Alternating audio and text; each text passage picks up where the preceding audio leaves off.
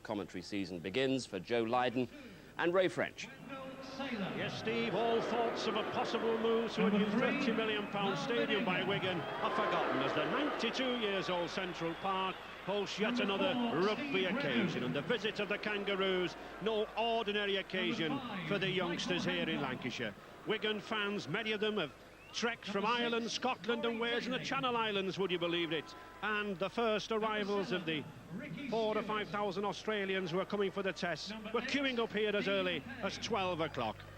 Superb entertainment from the highlights dance team, perfect conditions, the turf in excellent condition, and Wigan coach Graham West and Australia's scrum half, a hat-trick of tries at Leeds in midweek, Alan Langer, paid great respect to their opponents earlier when Richard Duckingfield spoke to them. Very high, they're the world champions. They play some great rugby, very strong, fast and fit. We're going to have a hard game today. Here, Alan, they're calling this the fourth test match. Is that how you see it? Well, I think so. Wigan are a very strong side. They've got a lot of test players, a lot of New Zealand players, so it's going to be a very tough one today. We've got to play mistake-free rugby, get involved, get amongst them, make mistakes, and then score points. Played Leeds already in Kangaroo, and Wigan, they're going to come out strong today, so it's going to be a tough one, but I think the test series will be another great series. Tell me about the subtle changes in positional places in the Wigan side. You've made some changes with Twingamala and with Henry Paul and with Gary Connolly, haven't you? Well, Inga's going to mark Melman Inga. They're both the same size, and it should be a good clash. Gary Connolly, we changed him to centre last week, fullback last week, and within 2 minutes he'd scored a try. So we're hoping that it happens the same this week. 2 games so far, 2 runaway victories. I suppose you don't make anything of that, really, do you?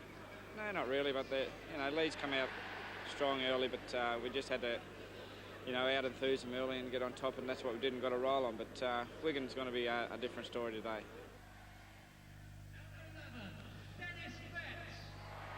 Wigan have won 6 of the 18 previous battles with the tourists, and there's no doubt about it that Wigan coach Graham West has picked a fine side. He switches Henry Paul to centre, wants to use his pace against Steve Renouf, while the giant 16-stone ex-All Black Vainga to Ingamala, he moves across in the middle, and he's going to mark Australia's equally big Mal Meninga. Seismologists should take note of the collisions. Gary Connolly in the full-back position that many consider his best. And Australia, coach Bobby Fulton gives the Canberra Raiders international trio, Ricky Stewart, Bradley Clyde and Steve Walters, their first outings of the tour in what looks a possible test lineup for Wembley. Wendell Saylor, after scoring 2 tries against Cumbria, has another chance to impress, and one to look out for is try-scoring sensation down under this season, the full-back from Canberra Raiders, Brett Mullins. Lively, attacking full-back, plenty of pace. He's one of 7 Canberra Raiders in this lineup.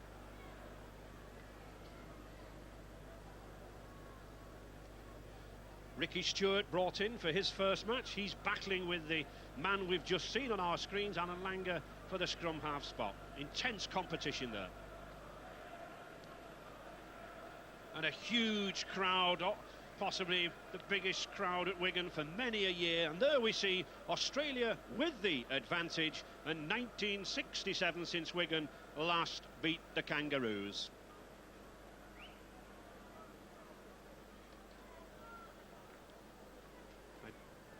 And 1 or 2 Australian supporters over here already. We're expecting 4,000 to 5,000 coming across on tours from Brisbane and Sydney, Dubbo, Wollongong, etc. Here, the first arrivals, and they look to be enjoying the sunshine, as do those youngsters. Great emphasis here at Wigan on the youngsters. Mini leagues in operation, many of them playing for the local amateur clubs. They were queuing here at Central Park this morning at around 12 o'clock. Great anticipation for this match. Wigan, possibly one club that can really test these Kangaroos. And Joe, what's the atmosphere been like this week? The preparations, have they been special? Well, Ray, it's been a gradual build-up this week, steadily intensifying training through the week, ready for the 3 o'clock kick-off. We've obviously watched the Australian games to date, and like most people, have been suitably impressed. But we realise that it's our own performance this week that matters if we are to get the result that we really like today. Yes, and the last few nervous minutes, the Chief Executive of the Rugby Football League, Maurice Lindsay, checking his watch. Everyone eagerly awaiting for the arrival of the Australians here, the world champions. 2 wins already on this tour, but it's Wigan to lead out, and it's Shaun Edwards. Kelvin Skerritt back after that cheekbone fracture. Dennis Betts recovered from the knock to his ankle.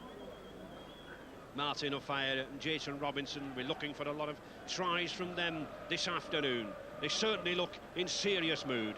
There's a job to be done, and equally so, Mal Meninga, a record 4th tour. Brett Mullins, Michael Hancock, always a powerful wingman, tucked down. Laurie Daly, for me, the key figure at standoff. Paul Sirenen with the headband, the giant 17-stone second row prop. And one of the youngsters there, Brad Fittler, looking equally nervous. I'm sure Meninga's used his vast 12 years test experience to settle these Kangaroos down. 9 Great Britain internationals in this Wigan side. And just listen to that roar that greets Wigan.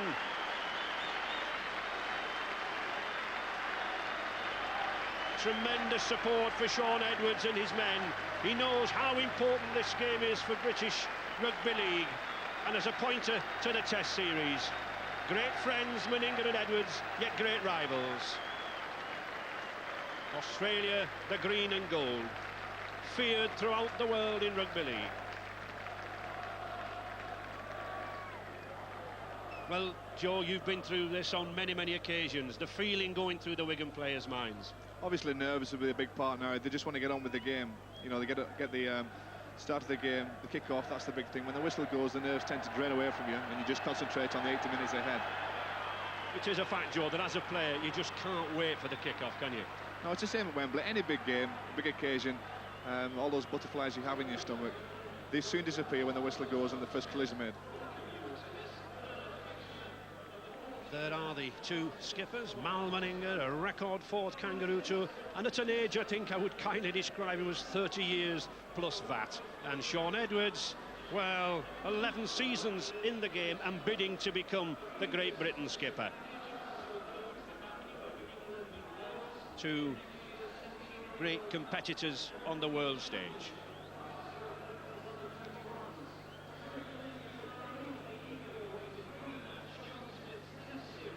The officials a little nervous too. Referee David Campbell from the Witness Society, once a wingman with St Helens, so he should have no problems keeping up with play, and celebrates his 40th birthday tomorrow.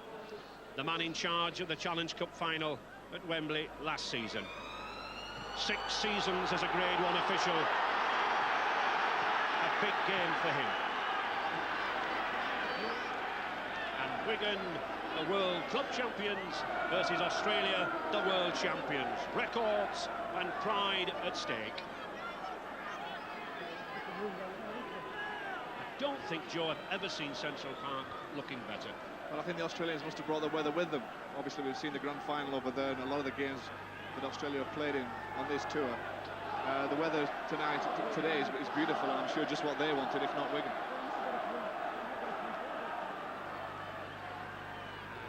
Botica about to kick off, and that man there, a lot to live up to, Wendell Saylor.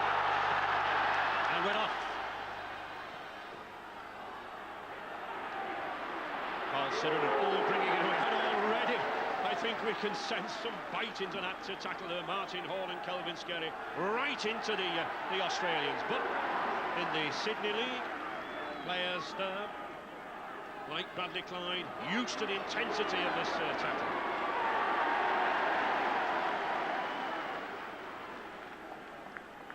Joe, you've been heavily involved in the sort of tactics this week. Is this what Wigan plan to keep Australia down here in the early stages? Yeah, we needed a good start against Australia, but more importantly, you have to intensify that for full 80 minutes. It doesn't look like it's happening right now with a marvellous break there from Steve Walters.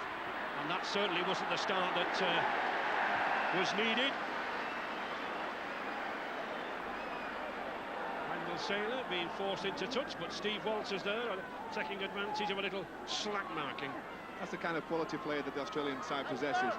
They're on the back foot. They're trying to bring the ball off their own try line and then make a break almost the full length of the field. So first scrum of the match, Gary Connolly taking the ball up there from the full-back position. Played against many of these players, Connolly, with Canterbury Bankstown. Oh, the bad mistake there from Martin Offiah. Little casual drifting across field, puts the pressure on his Wigan teammates. He knows. 2 mistakes, Ray, in the first couple of minutes. Firstly, we let Steve Walters run from the acting half-back position, and then Martin maybe took his eye off the ball, a few nerves. Daly, good pass to Steve Renouf. Renouf, the Brisbane Broncos centre. Meninga, back to Ian Roberts, number 10. A favourite here at Wigan in the mid-80s, played 19 games for the Wigan club. Number 10, Ian Roberts, and number 8, Dean Pay.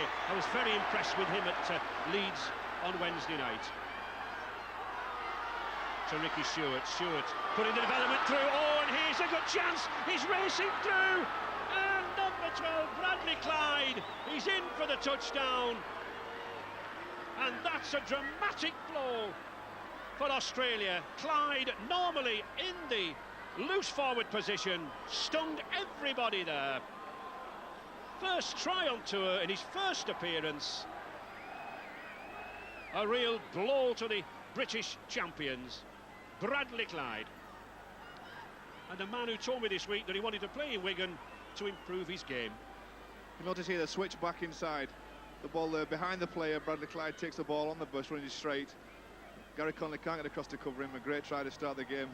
Just what the Australians wanted, but not Wigan. Yes, Joe, Bobby Fulton's been talking about the pace in this pack, and there we really see it, don't we? It's like a centre flying through there. Good try.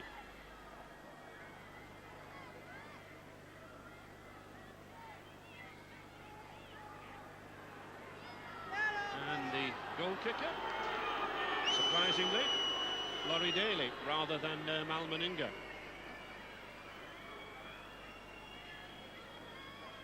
But Laurie Daly about to take the kick. Meninga receiving treatment for a cut on the head, so Laurie Daly taking over the goal-kicking duties. Quite ironical, Meninga's been practicing for 6 months with one of these English balls, and the first opportunity here, he misses it. Good kick. So, the extra 2 points, and Australia, the world champions, really throwing down the gauntlet. 6-0. This is only the second set of 6 that the Australians had had. You see Ricky Stewart here, dumbing to the outside. The ball behind Brad Fittler to Bradley Clyde, and with the power and strength he's got, straight between the posts. Kick again to the same position. Saylor coming away just inside Australia's 20-metre area.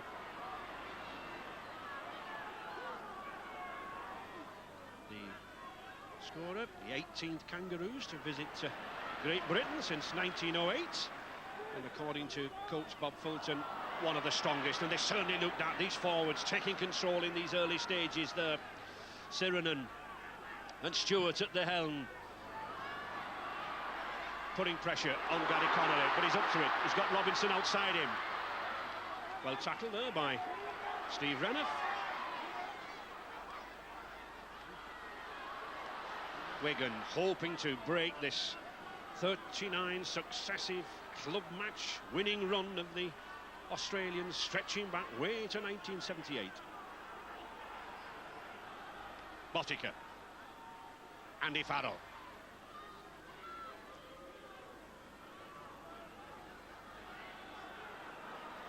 Edwards looking to move out wide to Henry Paul. Now then, he's got Connolly. Good tackling again with Steve Renouf. Edwards trying to make Wendell Saylor turn. He does do, but he's got plenty of room there. Clark and Skeleton up, but they missed the man. Now then, he's got tremendous pace and sidestep. Oh, he had Brasher inside, but Offiah's got greater pace. And Wigan are really looking vulnerable in the middle. That's twice we've seen men come through in that green and gold jersey. Australia then on the attack. Daly Gets the pass out to Renouf. Renouf, not a good pass. And a breather for Wigan. All credit to Martin Offiah there. He used some of that blistering pace that we've seen to get back on Sailor. And it needed Offiah.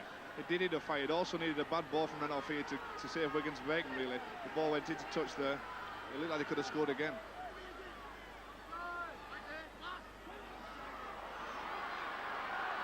So, Wigan will be looking here now to build safely on this series of 6 tackles. Neil Cowie driving it forward. Needs a lot of work from this Wigan pack to reassert themselves. Phil Clark. Wigan loose forward. Martin Hall, ex-Rochdale Hornets lad. And one of the many amateur rugby league products in this Wigan pack. Won the Dennis Betts from Lee Rangers. Edwards had time to pick his kick, sends Brett Mullins back, but Mullins takes it on the bounce. And that's good good driving up there by Dennis Betts, Joe. Yeah, they chased well then. They had a good kick chase team, a flat line. But they had one on the previous kick chase as well and let Wendell Sailor go straight through the middle.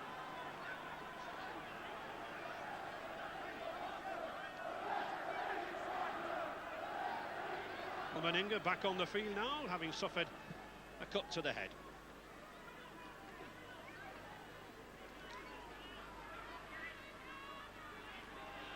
And Sailor certainly in the action, looking for a place at Wembley for that first John Smith's test.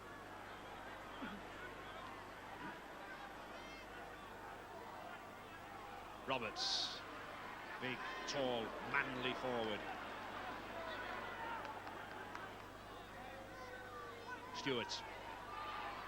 Good switch to Daly. Oh, back again to Brad Fittler. Fittler wants to stand off in the centre. Offloads the ball like one. Back to Steve Walters.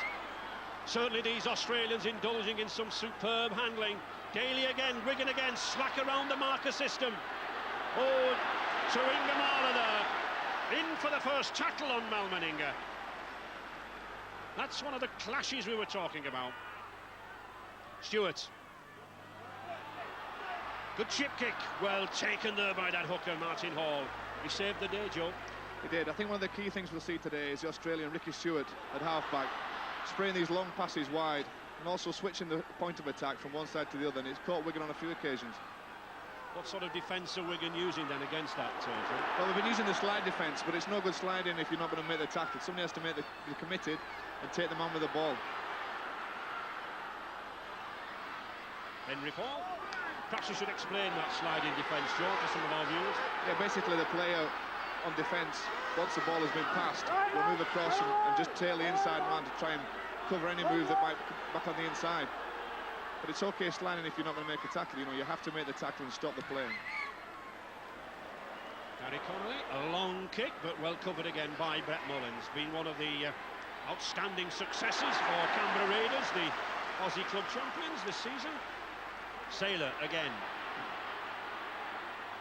He certainly likes to come inside this lad from the Brisbane Broncos. He's impressed throughout the domestic competition in Australia, Wendell Sailor. He's doing exactly the same on this tour. He's really fighting for a test spot. The youngest member of the tour party. A chance. Henry Paul. Oh, Botica just couldn't hold it. Oh, Frano Botica, he was looking to pass that ball to someone in support. It was on his fingertips and it went to ground. Prolific Kiwi point scorer from the North Harbour club there in Auckland. So, scrum down again, Ricky Stewart to feed. And Australia not with the giant pack we've become accustomed to, and those two scrum halves, well, great competitors. They've played against each other before. You need a little bit of a temper to play scrum half in rugby league though, Joe, don't you? You do. You have to have a chip on both shoulders if you want to wear the number 7 shirt in a good side. And Sean Edwards being adjudged the transgressor.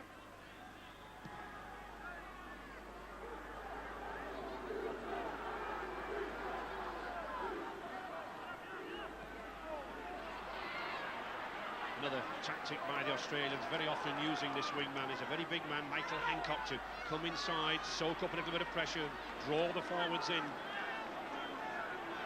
then we see the Kangaroos move it wide. Fittler trying to do such a thing, but a knock-on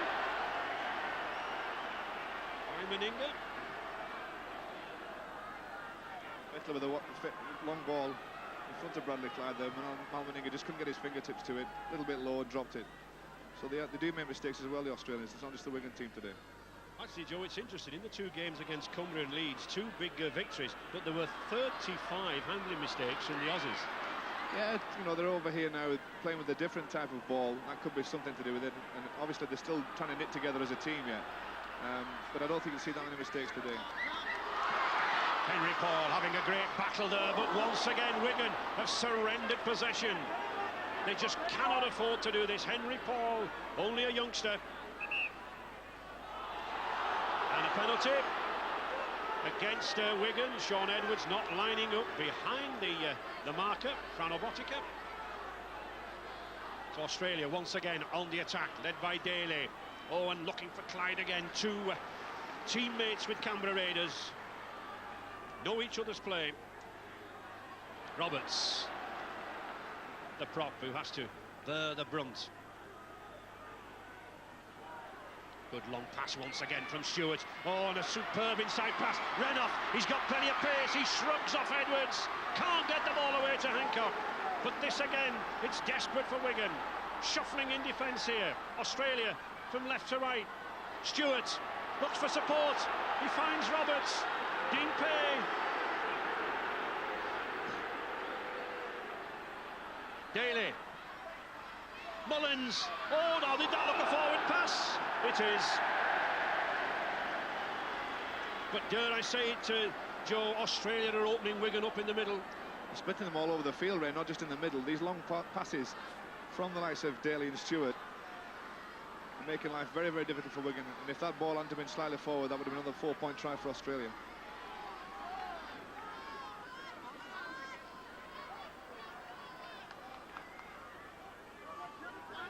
Just coming up to 14 minutes gone so far, and Wigan trailing by 6 points to 0. Jason Robinson resisting a high elbow tackle from Brett Mullins, and Mr. Campbell giving the penalty.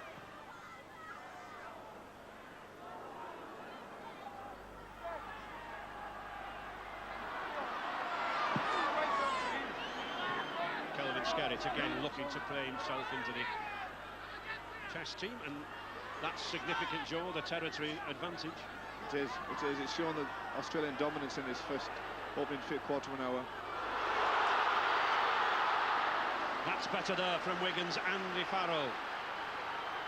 Phil Clark, now then, the crowd really getting behind the home side. To Edwards. Neil Cowie just drawing in a couple of defenders, but Wigan now looking better. Edwards again to Henry Paul. He's got Twingamada outside. Oh, they can't put this man down. He's been in outstanding form as this ex-All Black. Edwards using the high one. It's spinning in the air. Hancock's underneath it. He takes it well.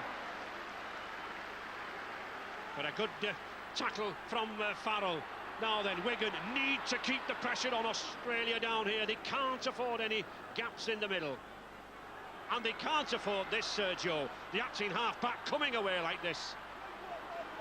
Oh, Ricky Stewart, superb handling. He's got big Mal Meninga on his inside. Meninga's there, but Gary Connolly's back. Again, sloppy defence at the marker and around the play of the ball. Puts Australia on the attack again.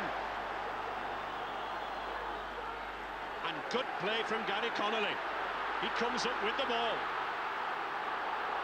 The crowd trying to get behind this Wigan side. £250,000 signing. Connolly. On fire. Well, really, he shouldn't have to be taking the ball away. These are the men who should be taking it away. Calvin Skerritt. And we have Richard Duckyfield down there on the sidelines. What of the action, Richard? Yes, Graham West, the Wigan coach, is concerned that Wigan aren't compressing the Australians when they've got the ball. He's also concerned that the Australians are tearing Wigan apart up the middle, with Laurie Daly, the Australian, doing most of the damage.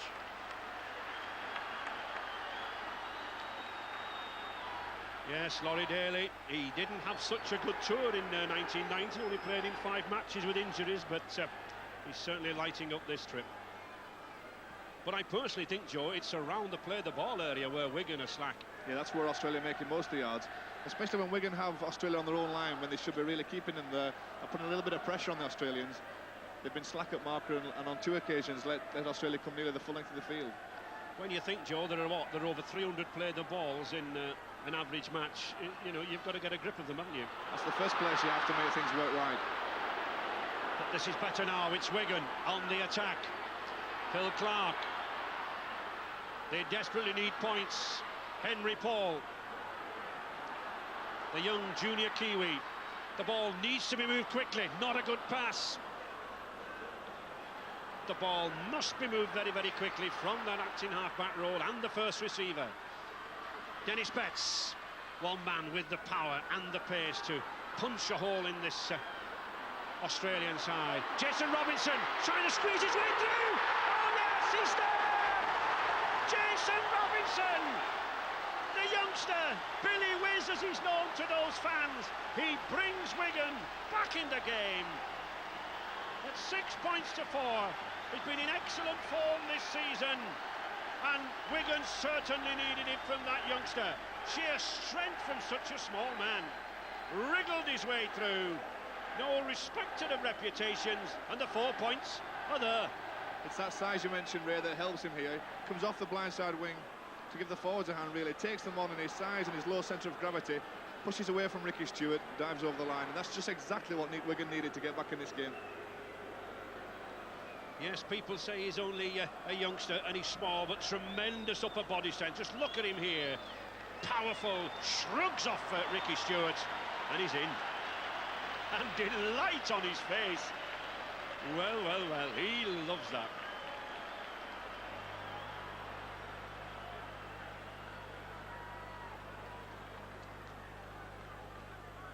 So, Frano Botica,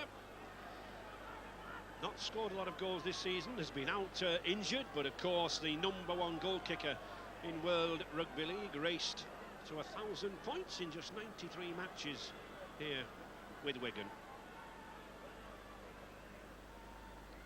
A crack marksman, not the easiest of kicks, but to Botica it's no problem. He puts them between those uprights with great regularity, and at last something for those little lads and girls to smile about.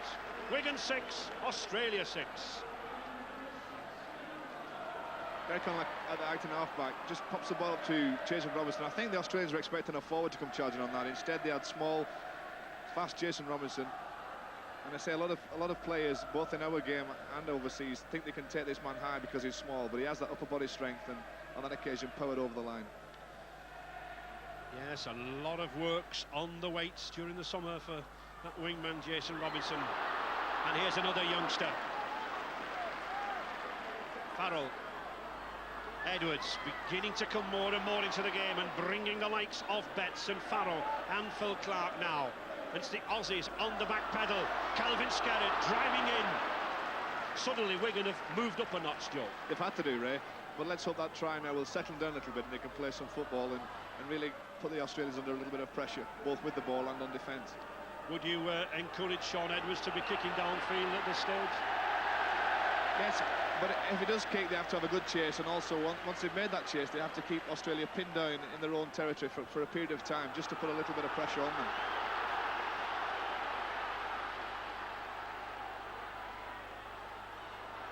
Cowie, Hall, Edwards, Botica again, good positioning, that's a good one to Henry Paul. Very quick, this junior Kiwi from the Auckland Warriors, deliberately playing on Steve Renouf today, the two speedy centres. Edwards, back to Farrell.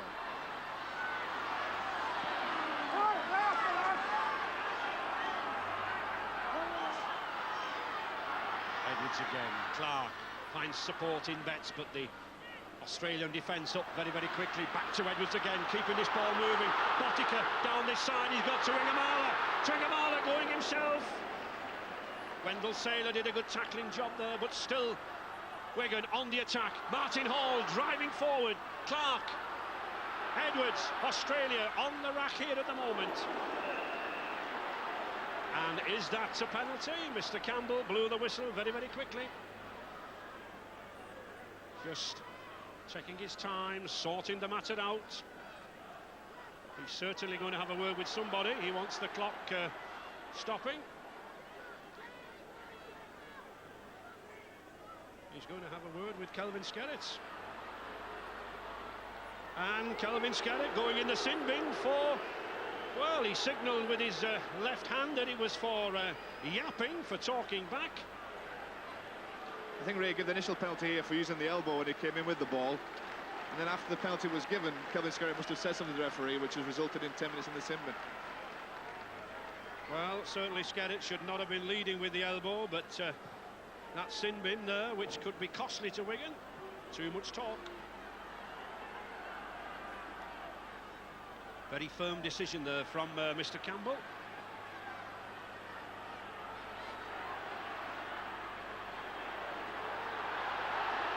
Wendell Saylor getting a little upset. Dean Pay, good pass out there. Stewart plays the dummy. Can't shrug off Phil Clark. Roberts. A big task for Wigan now, down to 12 men. They need to hold Australia in this spell. It's bad enough with 13 to hold the world champions. That's right. Wigan had Australia under that bit of pressure that they needed to get on them. And then Kelvin gives a penalty away, and worse than that, leaves the field through saying something to the referee. And as you say, we just can't afford to play against Australia with only 12 men. And there's a top team. They know they've got 13 players to 12, and they kick for position. They want to contain Wigan down this corner, soak up the 6 tackles, and then in theory retain the ball. Robinson again coming in midfield. He relishes work, does this little lad. Betts. And news of Kelvin Skerritt from the Wigan bench. The only problem is not the time in the sin bin he's got, but his left thumb. It might be fractured. It might just be dislocated, but the Wigan doctor has been looking carefully at it, and he's going to take a decision very shortly about whether Skerritt will be able to continue. Well, if Kelvin Skerritt can't continue, they certainly have 2 more props in McDermott and O'Connor to come on. Stewart, Daly, causing problems in midfield, using this man, Steve Renouf, very, very well. Broke the Brisbane Broncos try-scoring record this season. Clyde. Not really picking Bradley Clyde, Joe. No, he's making some big inroads into the Wigan defence. They're not making the tackles on him, and also they're not moving up, I don't think, fast enough to shut him down. Let's not forget that the score still Australia 6, Wigan 6, and Wigan holding out with 12 men. Australia driving forward, just 5 metres from that Wigan line. Moving, oh, good ball, superb ball to Dean Pay, he's in, and it was that man, Ricky Stewart again. And what a tour this young man's having, Dean Pay. He was outstanding at Leeds on Wednesday night. Took the pass perfectly, and it's 10-6 for Australia. Once again, you'll see this try orchestrated by Ricky Stewart. He'd taken the play round to the right-hand side first, quick play of the ball, Walters, and then a long ball again here from Ricky Stewart. Perfect timing onto the pass. And there's Dean Pay going under the post. And it's Mal Meninga now to take the kick. Should be a simple one for the giant Kangaroo skipper. Just one try on this tour, but over 272 points in his Test career. And there's another 2 points from Meninga. So Australia in the lead by 12 points to 6 and taking advantage of the sin binning of Kelvin Skerritt.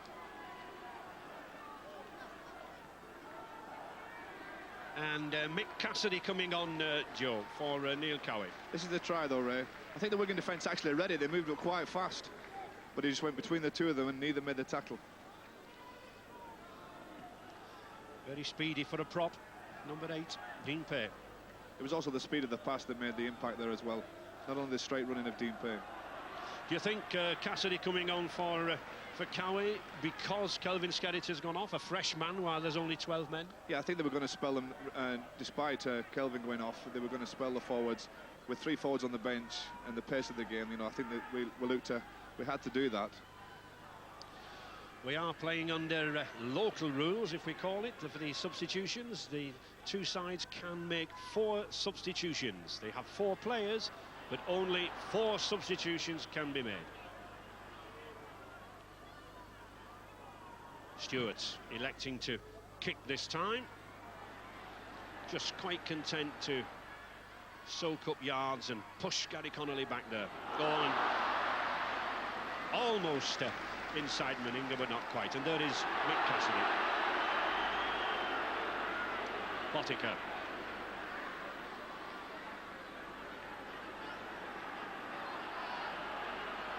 The Australians tackling relentlessly, moving in very, very quick. They tend to play a sort of wedge defence around the play of the ball.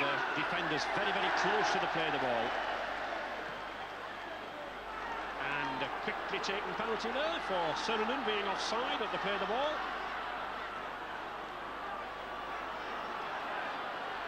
Robinson.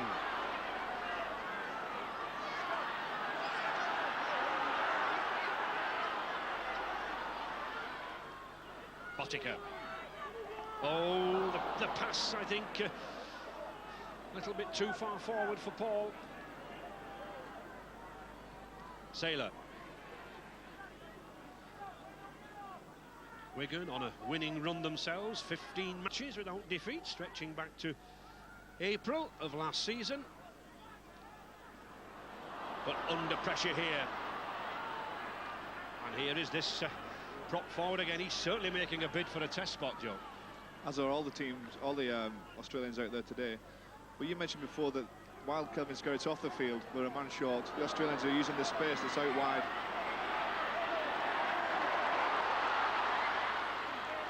The fire putting Sean Edwards in trouble. I don't think he'll thank Martin for that pass. But Twingamala coming back, and sensibly coming back to use his bulk, attacking half-back, but drops the ball. The intention was there, but not gone well. But that's a big mistake, Ray. Not only to give the ball away to the Australian team, but in your own half of the field as well. Fittler and Australia still punishing Wigan with this numerical advantage. Sheridan pounding for the line himself. Good stop there by Gary Connolly. Just 4 minutes remaining for Skerritt in the sin bin. Australia moving the ball wide. Laurie Daly finds Meninga. Meninga powering forward. Well held. Stewart to Daly. And the 6th tackle. Wigan back on their line. Will Stewart kick? Yes, he does. The cross ball. Oh, surely Hancock was in front there. He is. Offside. Michael Hancock, well, he's protesting about the 10 yards, but if he doesn't know 10 yards, I would like him to put a carpet down for me. It was a well-practiced move, though. They had 3 Australians there just with Jason Robertson covering. A pinpoint accurate kick. The tackler must not encroach within 10 yards of the player receiving the ball, unless the player actually knocks up. Relief again for Wigan.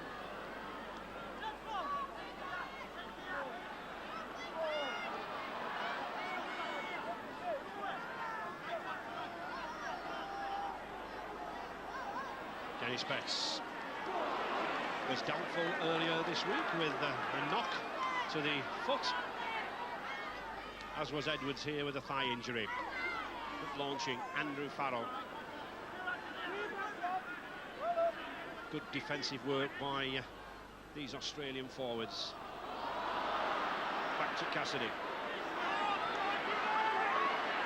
And this tight, tough defensive midfield, just disconcerting Wigan, but let's not forget they are a man short on the attack. Trying to keep the ball moving. Connolly again. Can he get through the middle there? Good tackle by Meninga. On the sixth tackle, Betts kicks himself. And a good effort too. Well kept in by Hancock. Well, a good pass eventually to Mullins. Oh, he's got Renouf with him. Good support play.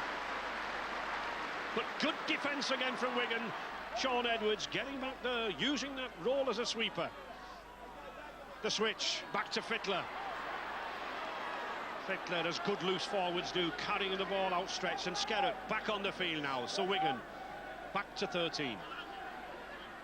Roberts, good pass. It looked a forward pass to me, but it seemed to get away with it. Laurie Daly going in for the try. Boos all around from the crowd. It certainly was a marginal pass, but Daly raced onto it, took Wigan once again by surprise. And the score counts. Mr. Campbell awards it 16-6 to Australia. Just when Kelvin Skerritt gets back on the field, maybe he should have brought somebody else with him. Ian Roberts runs out here, lovely ball. I think it was marginal, but I think the pass was okay. When you've got pace and strength like that running the line, Gary Connolly, who's a quick lad, couldn't get across. Yes, we've got Roberts going across there, just about marginal, but doesn't Daly take it well. His first try on British soil. He was the only back not to score in 1990. And he celebrates that one. Are we giving him the benefit of the doubt, Joe? Well, the referee has, and you'll read in the papers tomorrow, that's a try. Meninga. On his farewell tour to Great Britain, retires at the end of this trip to Britain and France. Been a great servant to the game down under, and saw good service at St Helens in 1984, helping them to win 2 cups. Mal Meninga. Oh, and that's accurate, true, well struck. 2 points.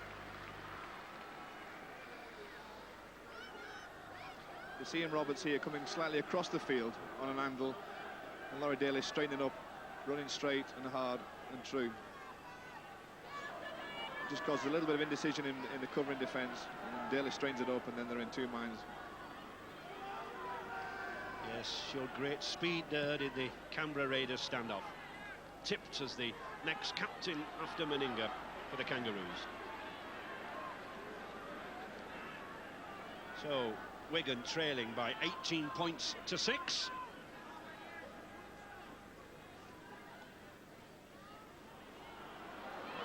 Oh, and Walters coming through again. He's having a fine game, this man. It's his debut on tour. There's Kelvin Skerritt. He's indicating that his thumb's not right. He just looked at the bench twice. He's grimacing, holding his thumb. Good pick-up by Martin Offiah. Needs something special from this man to pull Wigan back into the game. Robinson. Just 5 minutes remaining in this first half. Wigan desperate to get some more points on the board. Panabotica, but well held by Fittler.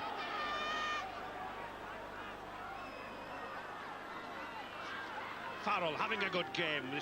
This youngster charging, and there we see Kelvin Skerritt not happy with that thumb. Possible dislocation, and that could be a blow for Great Britain coach Ellery Hanley. He selects the side on Monday, and one would have hoped that Kelvin Skerritt would be in the test team. Saylor.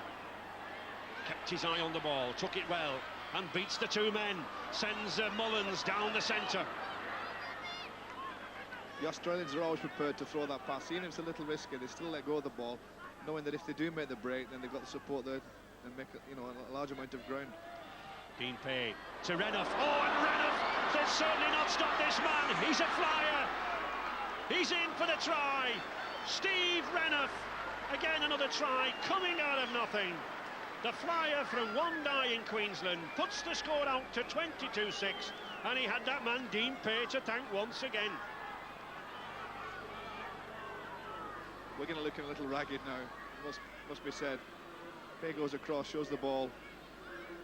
It was Martin Hall, I think, who slipped there in defence, left the gap. And Steve Renouf will accept a try like that any day. Tremendous speed to the line, you'll not stop him. Well, Henry Paul, the Kiwi, was put on Renouf to halt him, but he's nowhere thereabouts, and Renouf really too much pace for the Wigan cover. Gary Connolly, a vain attempt, just can't quite get there, and it's a try, but that's the man who made it again. It is, yes. You mentioned that the centre was out of position. Martin Hall was there, slipped in the defensive line, and Renouf speeds through the gap.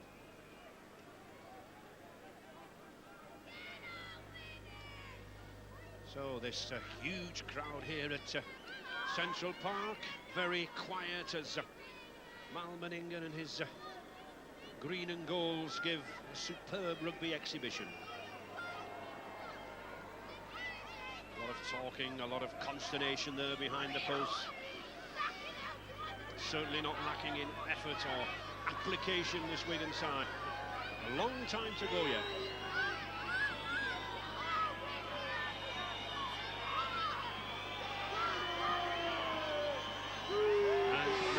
One of the few straight-on kickers in the game, misses the kick, but I don't think it'll be of too much concern to him. 22-6 in the visitors' favour. Here we have the try again. You'll see Martin Hall caught out wide in the centres, slipped left the gap, and Steve Renouf straight through, running hard and fast. Gary Connolly comes across, but just can't push him out anyway. He's going to score.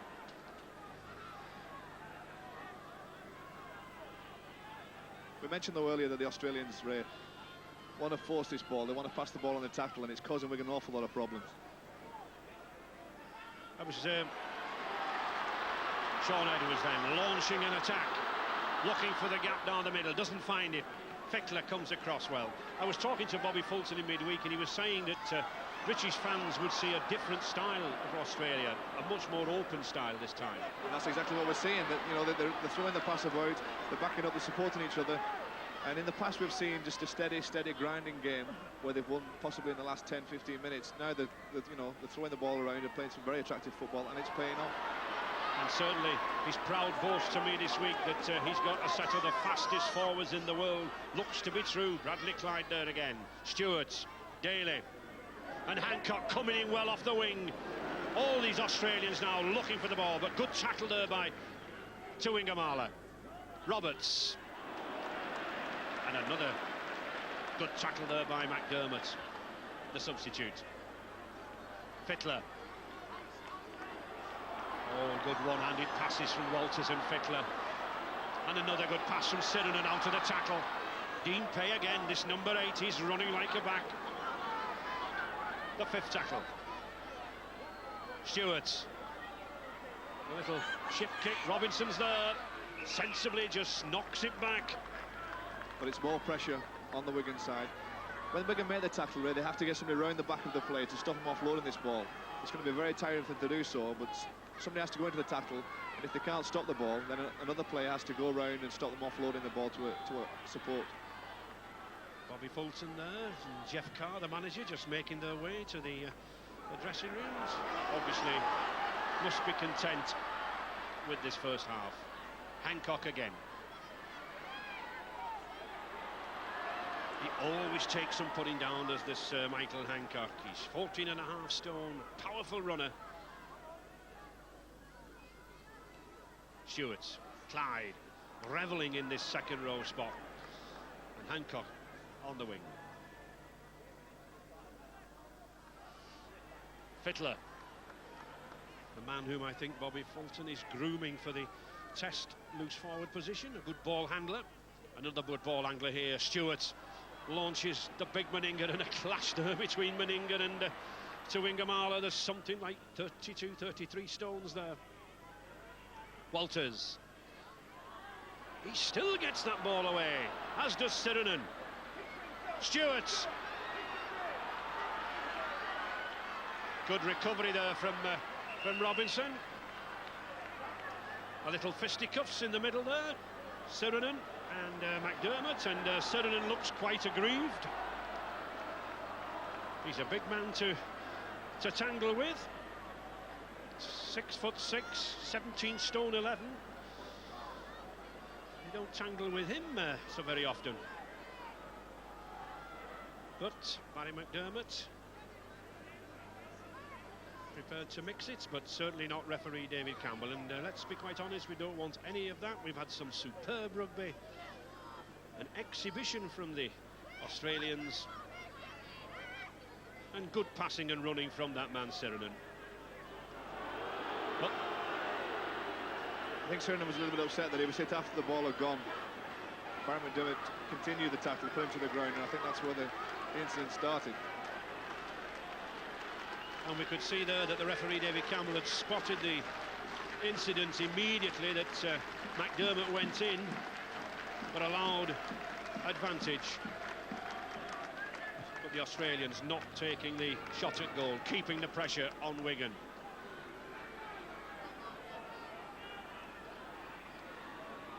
Over 2 minutes of stoppage time. These 6 tackles here, crucial for Wigan. They mustn't let Australia score again. I think in previous tours you would have seen the Australians kick for goal there and take the 2 points, but true to Bob Fulton's words, they're keeping the ball alive and going for the tries. And there's another one there by Michael Hancock. Well, it's just too simple. I said they mustn't let them score again. They have done, but in all honesty, they can't stop these world champions. Spectacular scoring, 26-6 for Australia against the British club champions. And it was simple movement, simple passing, looking for the overlap, and they found it with Hancock. From the play ball, just quick distribution of hands, miss move, and then they always had the numbers on the outside. Ran off a good ball this time, the pass went behind. Hancock steps inside Robinson to go over the line.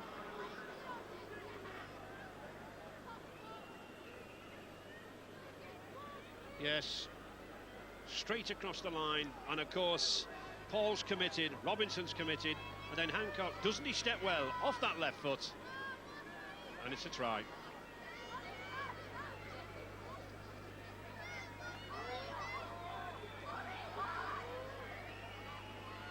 Meninga looking to add the extra 2 points.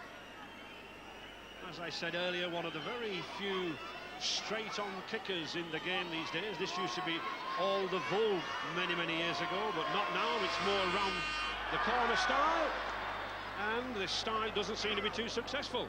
So, no goal there for Meninga. 26-6 still for Australia.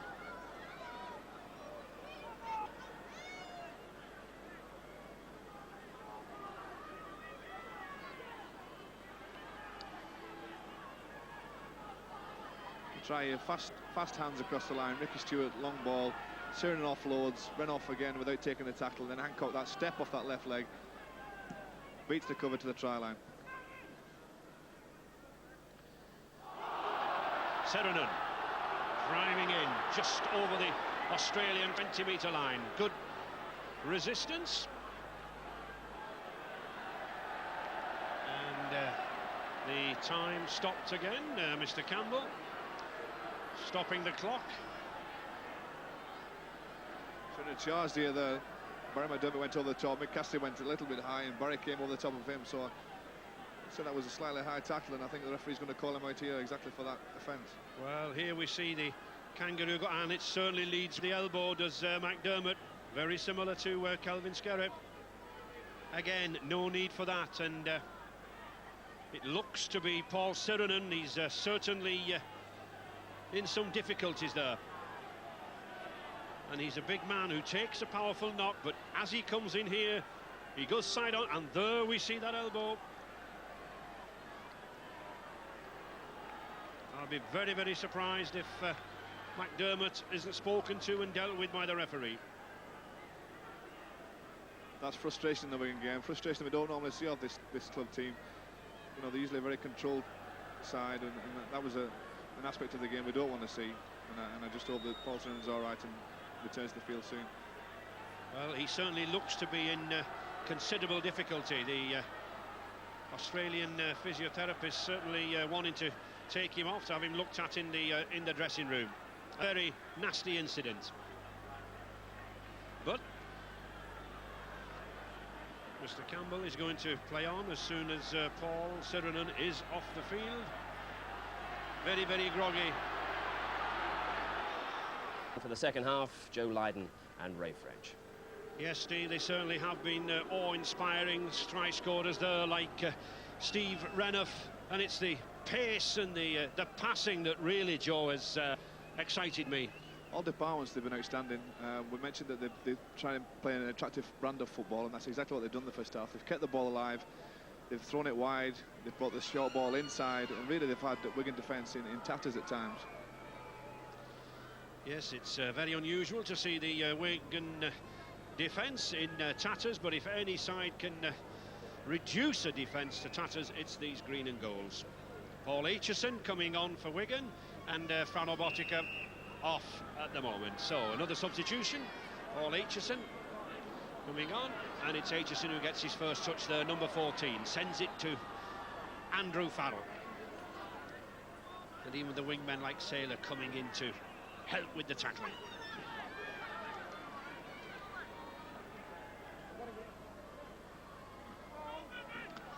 Wigan trailing 26 points to 6. Plenty to do. Can they do anything? Here's one man who can. Not this time. Martin O'Fire. 12 tries this season, but in sparkling form. That's to Clark. And Graham Wester with plenty to think about. Edwards testing out Hancock. Good tackling by Paul.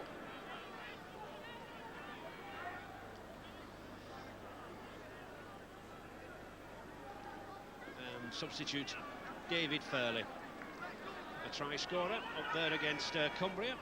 Australians already beaten Cumbria and Leeds by 2 record scores, and could be heading for one here at Central Park if Wigan don't tighten that defence.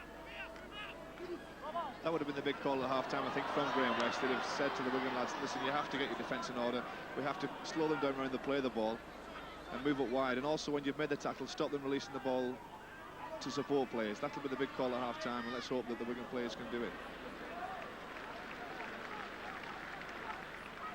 Just a rundown on the injuries from half-time. Kelvin Skerritt, well, he's certainly got severe damage to his left thumb. He'll have an X-ray on Monday. It's touch and go whether he can play in 2 weeks' time. Paul Sirenen of Australia has concussion. He'll be taking no further part. Well, certainly Ellery Hanley, the coach for Great Britain, won't be happy at that news with Skerritt. Renouf knocking on. Referee David Campbell telling the Kangaroos just to hold the push as Paul Aitchison comes away with the ball. Has been the regular fullback this season here at Central Park. McDermott, powerful lad, signed from Oldham in the summer. Considered by many to be the heir apparent at prop forward. Jason Robinson, one lad who's looked dangerous in the Wigan colours. Clark. Farrell.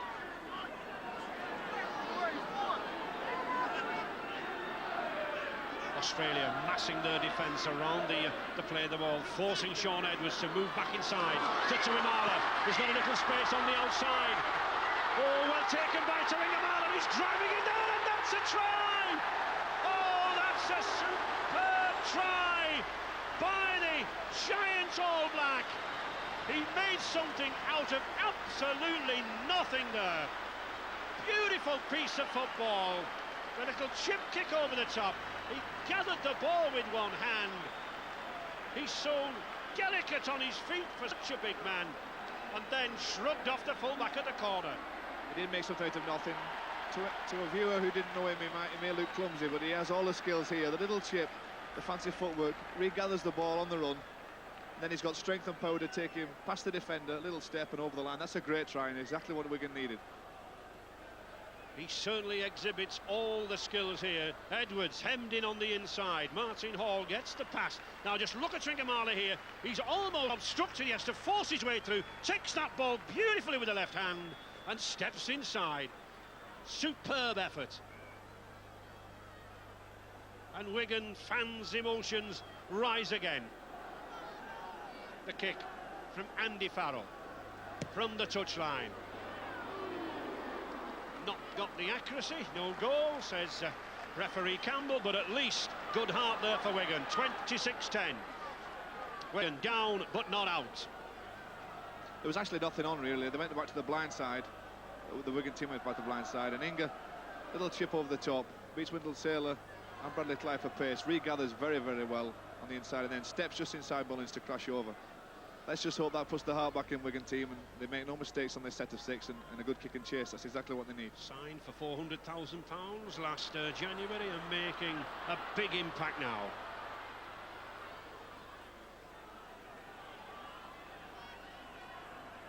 Dennis Betts. And Wigan as well, Joe, they need to retain possession and play the 6s out, don't they? There were far too many knock-ons in the first half. Yeah, the ball handling was not very good from the Wigan side. They were forced into mistakes by good defence by Australia, but still they have to retain the ball if they want to put any pressure on the Australians at all. Robinson coming inside and shrugs off number 16 there, David Fairley. Betts on the 5th tackle. Mr. Campbell getting Australia right back, creating plenty of space between these two sides. That helps for a good game. And the sun troubling Brett Mullins here.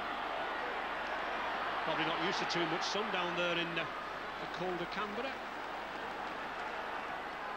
I think he'll have seen a lot more than they do at Wigan. Dean Pay charging in. A surprise selection, this lad from Canterbury Bankstown, but certainly repaying coach Bobby Fulton's confidence in him. Well, he's proved his ability already on the games he's played on tour, and I'm sure he'll be very disappointed if he doesn't take a test shirt. Walters showing once again that expertise around the play of the ball, making valuable yards. Well, the ball wasn't played there, but play on, says Mr. Campbell. Well taken by Paul Aitchison.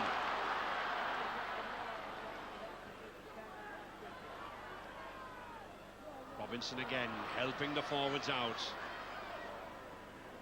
Always wants to get involved, Jason Robinson. I think he's been policed a little closer this half after that try in the first half, but he'll still be there or thereabouts looking for the ball.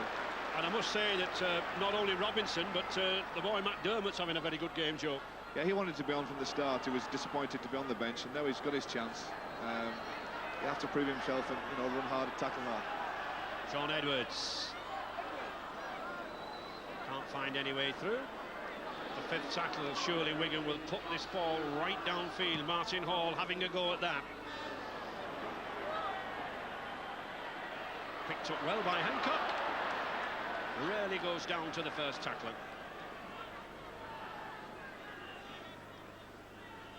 Stewart's, Daly, and Clyde running off him, and now just look at the pace. He's got Wendell Saylor on his outside, Renouf inside. No, not the best of passes. Picked up well there by Clark, and that's superb loose forward play. He covered back 30-40 yards, did Phil Clark, in the right position for the mistake. But really, Bradley Clyde should have moved it to Wendell Saylor there. Yeah, he should have passed it on his outside, I think. But Australia again showing their ability to spin the ball wide across their own defensive line, really. They're on their own try line, threw the ball wide and made the break. I think such has been the pace in this game that one or two of these players beginning to tire.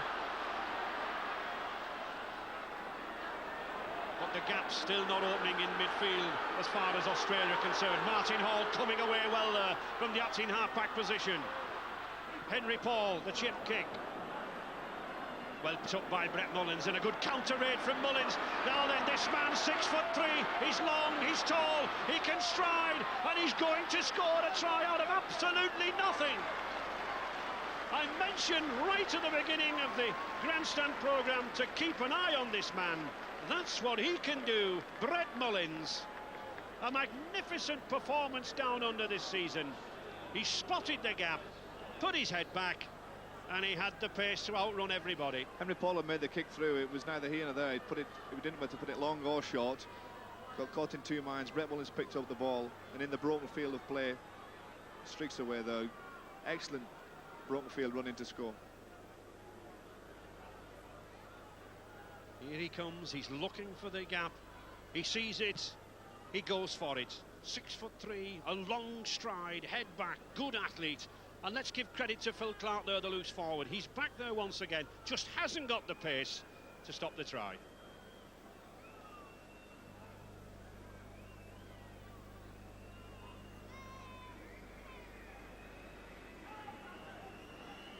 So, Laurie Daly having an attempt this time. He already has one kick.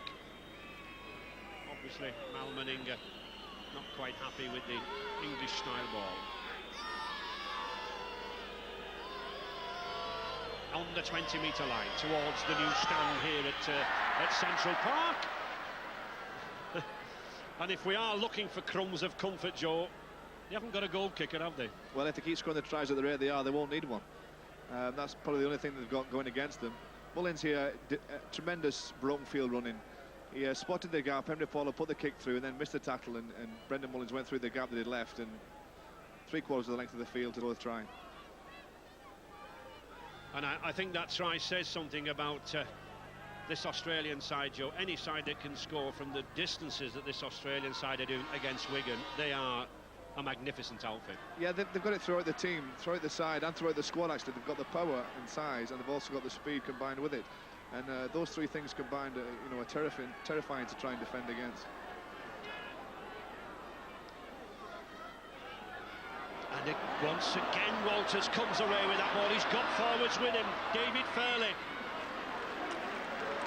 He's been given far too much room around the play of the ball, and here the Australians again sweeping forward. Daly on the outside, can't get the ball round Dennis Betts. Good cover there. Still, this Wigan pack gallantly, gamely trying to get back there, but the pressure enormous on the British champions. Rarely do they receive attacks like this here at Central Park. Stewart launches a high one to the corner. It's a difficult one for Robinson, but taken magnificently by this wingman. What a game he's having, Jason Robinson. If anybody in the Wigan team can hold their head up after this game, it'll be Jason. He's had a tremendous game, scoring a try. He's been there on defence and never shirked the workload either in driving the ball forward. Wigan, and yes, well, that's play on. You can't strike at the play of the ball. Ian Roberts could do that. And neither was Hall offside because Roberts had struck for it. Good decision, good refereeing there by David Campbell. Cassidy.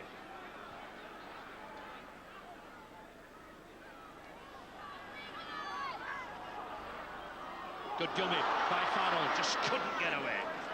Australia with that very good record here at Central Park. 11 wins since 1908.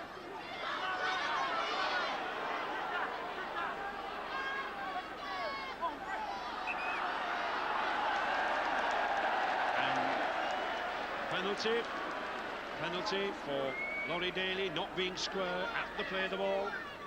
Shrugs his shoulders, accepts it.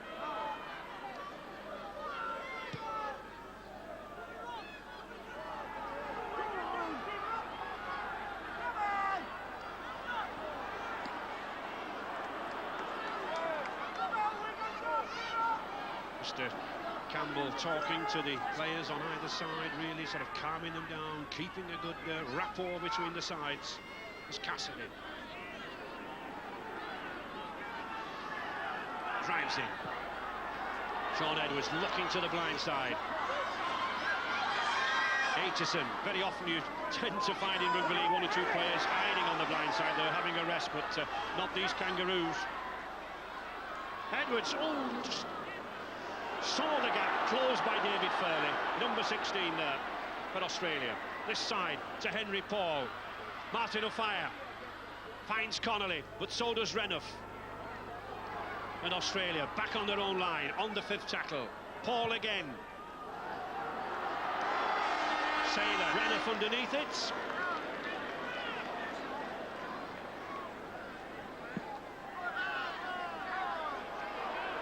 And Sean Edwards doing very well there at the play of the ball.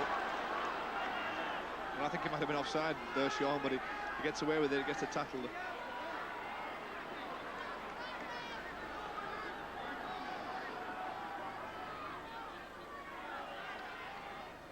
Fittler. Oh, good pass away from Fittler. Renouf again. He can sidestep off that left foot and then he can run, but a good tackle there by Gary Connolly. Connolly in that centre position now. You can hear the boos go around the ground there. The Wigan players, and I think a lot of people watching the game, thought that the tackle had been completed there. Well, look to knock on to me. Look to knock on to David Campbell.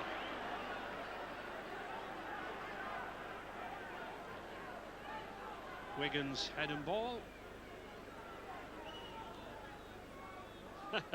Mr. Campbell just telling both packs to have a blow, have a rest, have a minute till the ball gets there. Take your time, he says.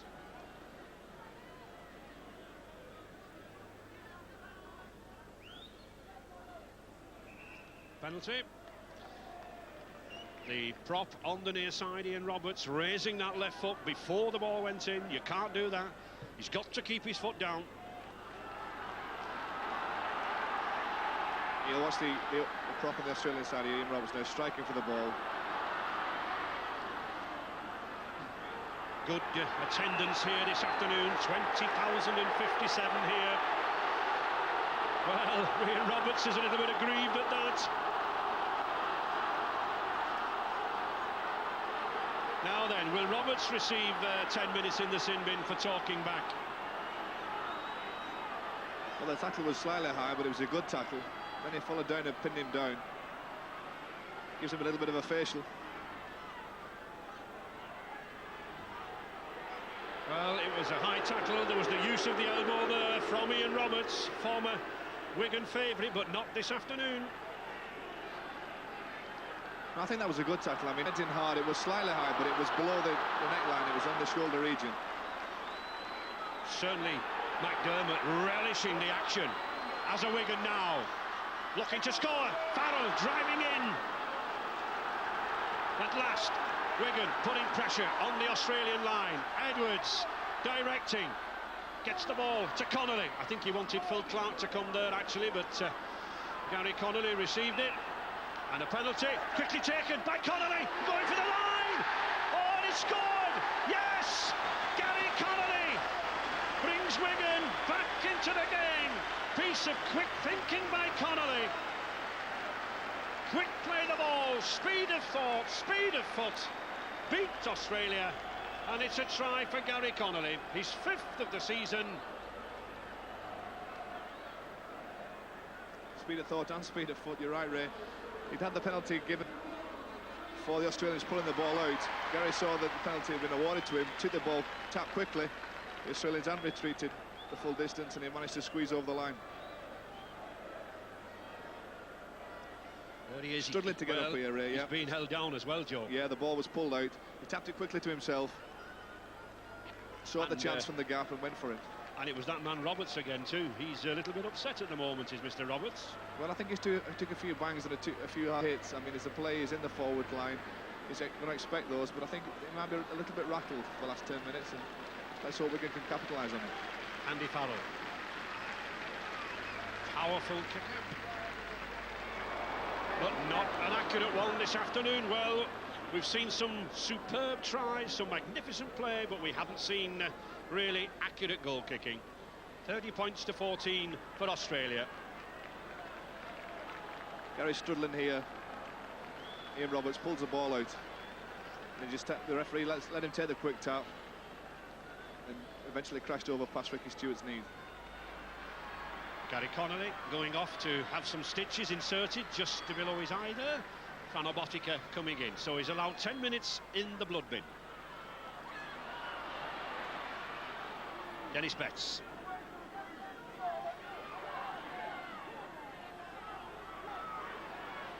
Robinson. Very hard work for any side. Oh, tremendous shoulder tackle there from Roberts. Well, you played with Ian Roberts. He's really got his temper up there. Well, yeah. Let's hope he doesn't do any more of those. That was a tremendous hit there. He timed it perfection. Saw McCasty taking the ball, and gee, Mick will not know what's hitting there, I don't think.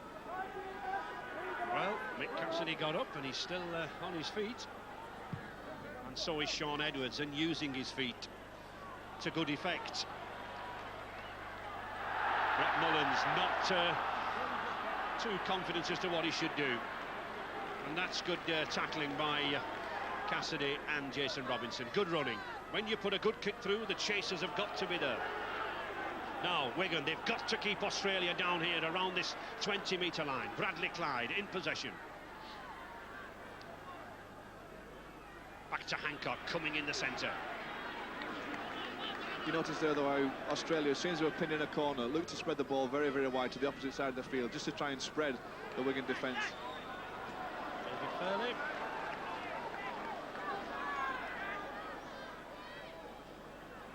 Walters again making play around that play the ball area. One of the features to me of this match, Walters played.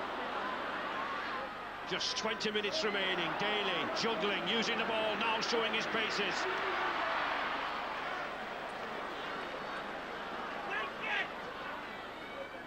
The fifth tackle, Stewart. Electing for a grubber kick this time. Paul Aitchison. And again, we see the effect of good chases there. 4 green and gold jerseys clamped around Paul Aitchison. And again, it's Jason Rodney who brings it away. He has had a good game. You know, Ray, it's very, very difficult for a winger to get back there. He has to chase all the kicks and then to be faced by the Australian forwards and the power and size. He certainly hasn't shirked any task. Wigan certainly not giving up the ghost in this game. Really taking the game now to the Australians. And none more so than this prop per forward, Joe. He's played well since he's come on, Barry. He's run very strong and very hard, and he's determined, laddie. As I said before, he wanted to be on from the beginning. Dave by Clark there gives Australia back the ball.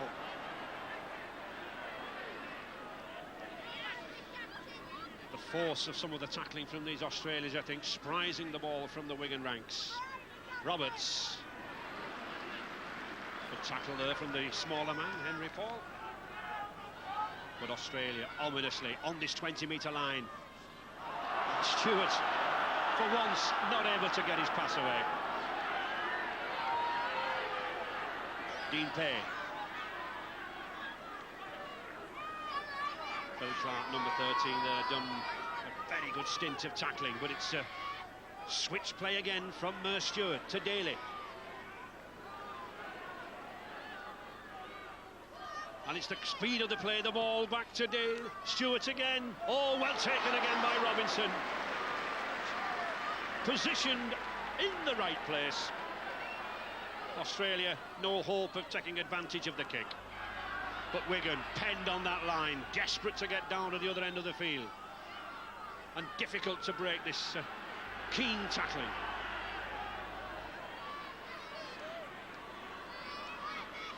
Dennis Betts. The problem when Wigan do kick, Joe, at any great length down the field, they've got this character, Brett Mullins, to run it back at them, haven't they? He's a leggy player, but you know, he looks quite rangy, but he can certainly move to good effect, and he's made a lot of breaks. It's very difficult to contain a player like that, especially in the open field. When the defensive line isn't straight, he's always going to cause a problem. Good battle there between the two giants, Tringamala and Meninga. Tringamala did well there, but Hofire not watching.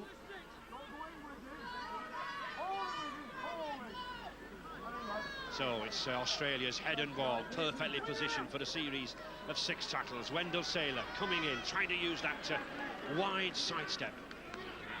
2 tries against Cumbria. Fittler, Daly, Meninga.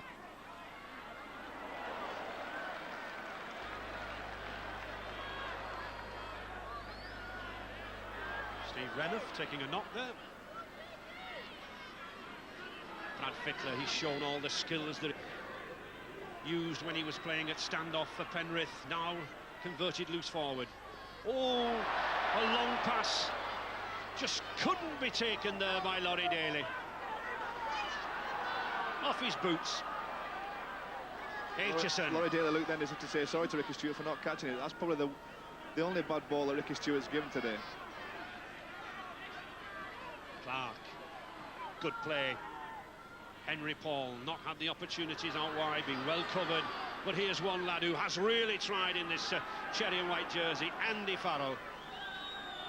And 15 handling errors, possibly to be expected in a game as wide and as expansive as this.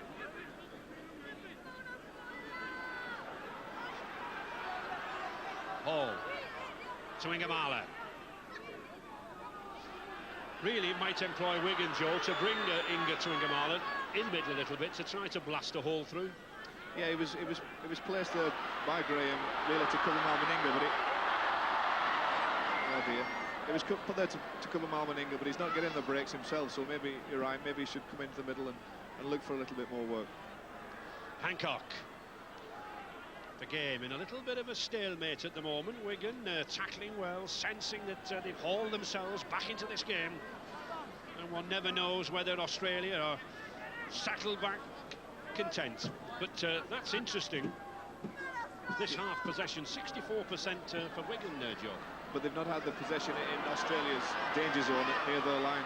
They've had it, through Australia been kicking, and Wigan have been taking the ball almost on their own line. They've had a lot of possession, but they haven't had the territorial advantage. Yep.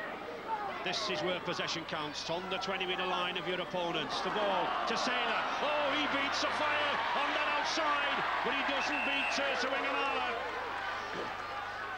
Good work by Tuingamala there. He got back, but he's a tricky customer, is this Brisbane Bronco. Large, exaggerated sidestep. Always dangerous. Yeah, nice bit of footwork here. Beats him out of the fire, flat foots him, goes round him, and then it's only Inga coming across that manages to get him in touch before he reaches the ball. It was good cover by Tuingamala there.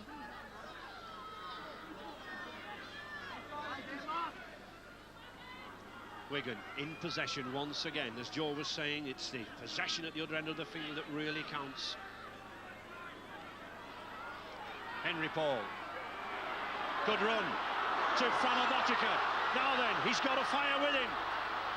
Edwards, but the support's run out. Oh, and he's lost that ball. Ricky Stewart comes up with it, but a knock-on. A knock-on against Ricky Stewart. He was in there very, very quickly. There's some slick handling and a good break, but then Sean Edwards just run out of support. He's given a knock-on there. That might a little bit harsh, that. Terry O'Connor, another powerful prop forward signed by Wigan in the summer, looking to come on. Botica. Henry Paul, he spotted the gap, but he couldn't go through the gap. It was good work by Daly and Renouf again. Farrell.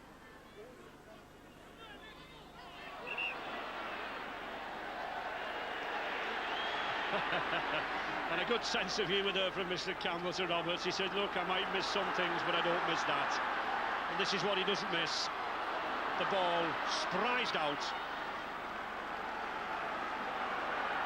It's like opening a can of corned beef trying to open this Australian defence, isn't it, Joe? It's so difficult, it's so messy. Yeah, he's trying to open it with a plastic knife too. It's, you can't really find any weakness. It must be very, very hard for Sean Edwards to run into defence, knowing there's going to be very, very few gaps. Well, here's a chance now for Wigan. 10 metres from the Australian line. Botica, the pass to Henry Paul. Paul Aitchison. Australia back on their line. That's the short pass, as I was saying, Tuingamala coming in, but it's a penalty. It looks to be a penalty. Ripping the ball out of Tuingamala's grasp. So another 6 tackles to Wigan. Edwards. Oh, he was looking at Ricky Stewart coming in there on the 10-metre line. 5 more tackles in this sequence. Henry Paul Gets it back to Martin Hall. Hall, no support. Wigan forwards should have been coming onto that ball. And again another penalty. Roberts interfering at the play of the ball. No point in going for goal. Go for the try, say the Wigan fans. Back to a fire on this side. Robinson forced inside. He was on the touchline. Good play by Robinson. Driving through.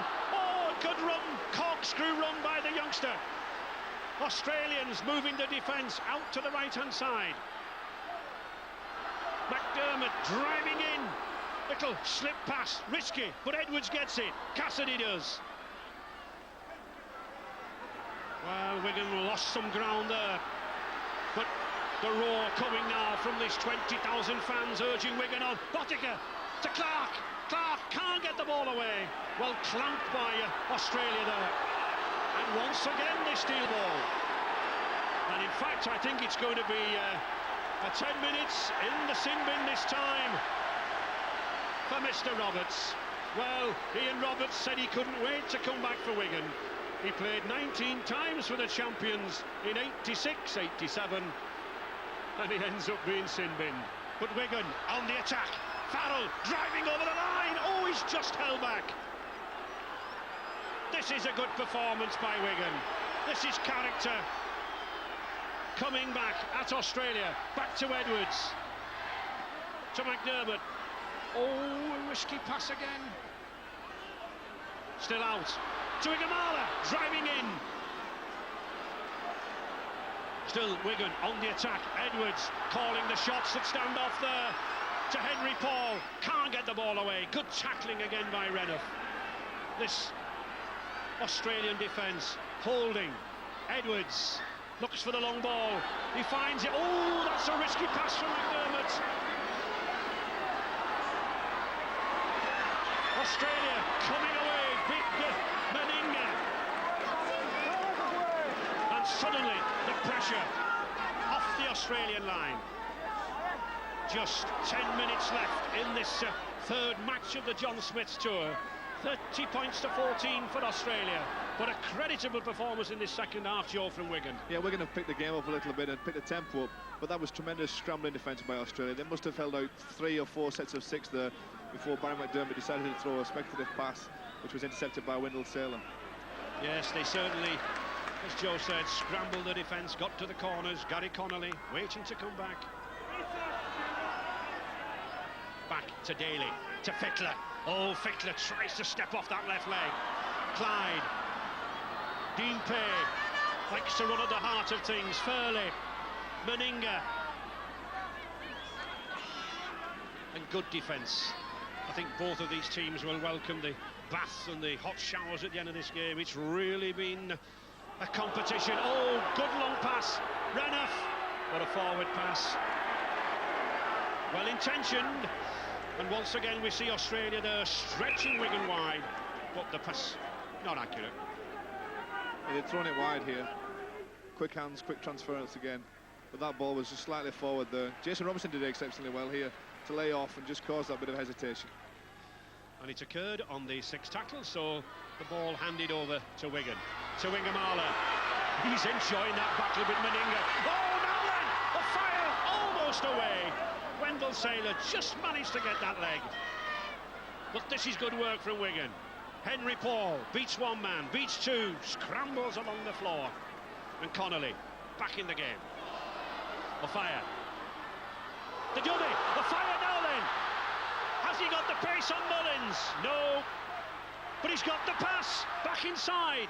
Tremendous stuff here from the British champions. And suddenly it's Australia on the rack. Wigan, move it. Sean Edwards. Driving in. Australia once again back on their own line. Hall to Farrell. Can't quite get the ball away. On the 5th tackle, Robinson going himself, puts the chip kick. Well, he's flattened.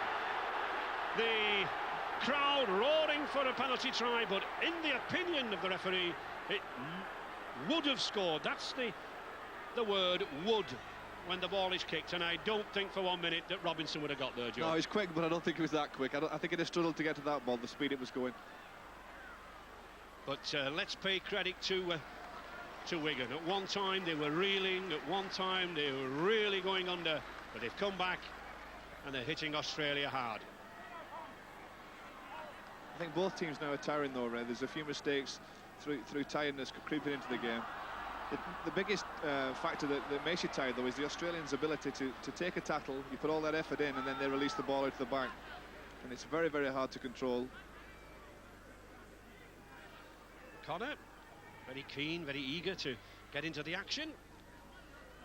Laurie Daly, one of the key figures in this Australian side. So quick, yet so powerful.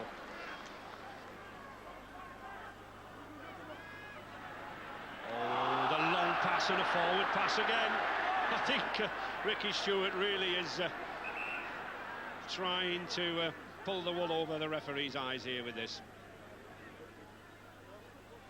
With Wigan's Frano Botica. Frano, Wigan learned some lessons in the second half, haven't they?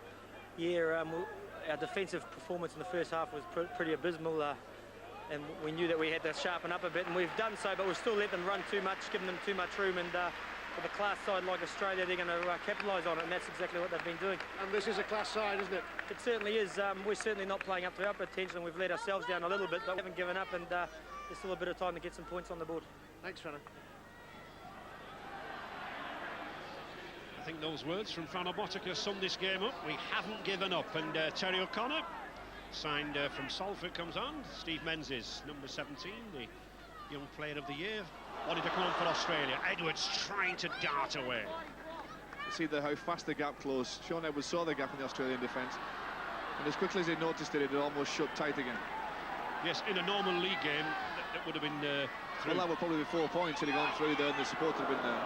But the Australians are so good at closing those defensive lines, those gaps, and really shutting the Wigan play out. Kick picked up by Edwards. Well, is it another 6 tackles? No, he adjudges that Andy Farrell knocked on, and Sean Edwards absolutely irate at that decision. We'll have a look at it now. Yes, Farrell did knock it forward, but I also think he was obstructed, Joe. I think he was obstructed, and I'd like to look at that from an overhead view if it was possible, just to see whether it did go backwards, that ball, or whether it went forward or not.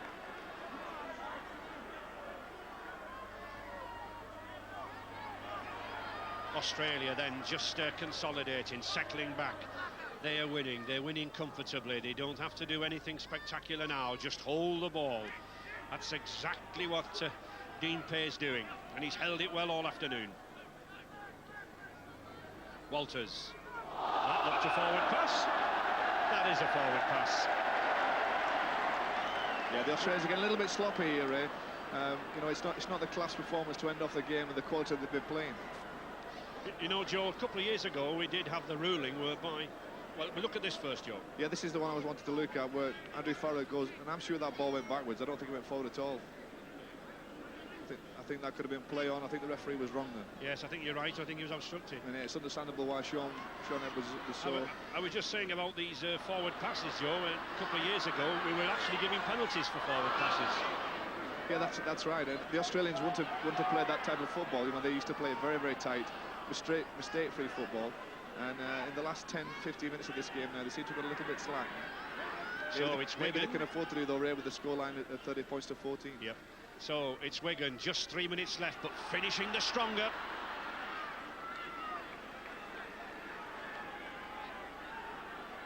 Attacking down that blind side to Paul Aitchison. And interesting, Australia 11. Yeah, but we've mentioned on several occasions that they do try and get rid of the ball. And it's a try! Well, a try, an element of luck for the Fire, but it was a powerful plunge by Dennis Betts that brought about the try. The Fire, all credit to him, he left his wing, he came back inside. He was hunting for tries. He's been hungry all season, and he picks up one. But all credit to Dennis Betts, it was that powerful plunge that did it. Martin Fire doesn't like to be left out of the try scoring in any game, especially against the world champions Australia. Dennis tried to get the ball back inside, it bounced off an Australian player, and Martin Fire was on hand to dive over and score the try. It certainly did. It was good thinking here by Betts. The ball came off Bradley Clyde and up fire pounces. 4 points. And surely this must be 6 as well. Andrew Farrell taking the kick. I don't think he'll miss this one. I hope I don't put the jinx on him. But this should bring the score back up to 20 points for the Wigan side. So, Andy Farrell with what looks a simple kick, and in fact turns out to be a simple kick. Well, when we had that half-time score, who would have thought this would have been the final result? And it's not the final yet, 30 points to 20. Dennis Betts on the surge, 12th run, tries to turn the ball back inside after the tackle's made here. Bradley Clyde bats the ball down and Martin Afaya on hand to dive over. He's always there or thereabouts. He's going to get a try in most games. That takes him up to 13 tries with Alan Hunt, the St Helens wing. And that's kicked off. It's not bounced in play, it's gone dead, and that means a kick to Wigan on the halfway line. Bad mistake by Australia. The Wigan team haven't given up by a long way, and maybe they see a glimmer of hope here with the Australians making a few mistakes in these last 10 minutes, and the score narrowing to 10 points. Can we see a try? Can we see a try in this last minute? Wigan certainly looking for one. And Australia seem to be hanging in here to Henry Paul, to Connolly. Connolly puts that chip kick through, and fire's going. He's putting the pressure on Saylor, as does Gary Connolly. And it's Australia who've been having to defend in this half. Good play there by Mullins. Rannoff.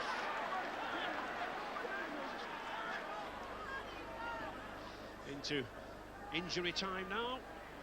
But a good performance by Wigan, looking to be absolutely ravaged at half-time. They came back. A lot of credit. And really, I think, whetted the appetite for everyone for that John Smith's test at Wembley here on Grandstand in 2 weeks' time. I don't think Graham West will see it as a good performance, and I'm sure the players, when they analyse it themselves, they too will say that they were disappointed with the way they played, particularly in the first half. But they have come back well. They've kept at the Australians in the second half, and only mistakes like that have cost them. Well, there is the final score. Australia's dominance over our club teams continues. Still unbeaten outside the Test arena in 16 years. But that victory was hard-earned. Ian Roberts now and Dennis Betts embracing all is forgiven, and the youngsters, I think, applauding both sides there. Certainly, it's a great... Scrum Down with Shire Ford dealers supporting great rugby league.